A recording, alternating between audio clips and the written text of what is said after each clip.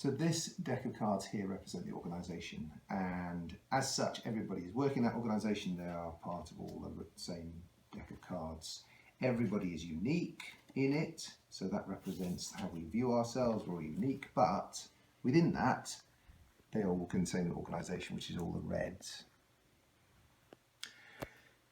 Now, to bring some real clarity to what part an individual might play in this organisation, organisations have teams, and they need teams because people in organisations offer different things. They offer different skills, different strengths, different roles, different responsibilities to combine together to achieve something very specific.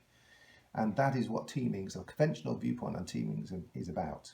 And it works, and there's plenty of evidence out there that says that teams work like that. So in this case, we have a series of different cards, an ace, a 7, 10, jack and a queen, that represents that difference within a team combining together to achieve a common goal. And the common goal is represented by the suit of spades.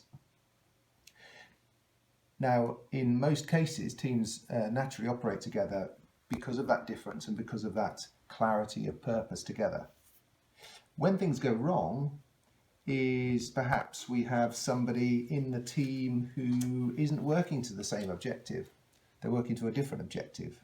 And so that causes all sorts of problems because there's suspicion, there's mistrust, this person isn't aligned, where's it going, how do you hold accountability, there's no accountability and things like that. And so that's an area of interdependent teams that needs to be addressed.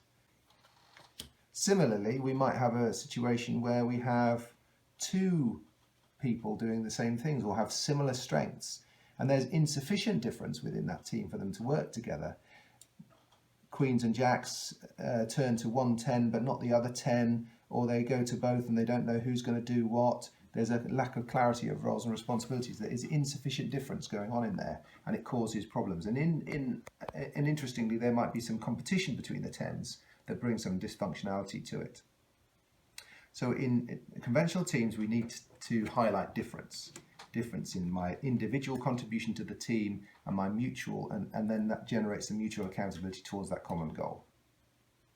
That's conventional teams. They work. They're fantastic, but they are not universally true, and that's what my book is about. Because organisations are made up of lots of different teams. And in these lots of different teams, each team is contributing towards a different goal. Maybe the clubs are a division, hearts are a division, spades are a division, and so on and so forth. Or it could be that this is one country, this is another country, this is another country. Or it could be that this is one project, this is another project, and so on and so forth. Now, in each particular case, that difference needs to be made up. And all those differences are needed in order to generate that identified goal. But organisations start to focus on similarity. So they might take all the aces together and put somebody in charge of them, for instance, because aces identify with each other. They have a common practice.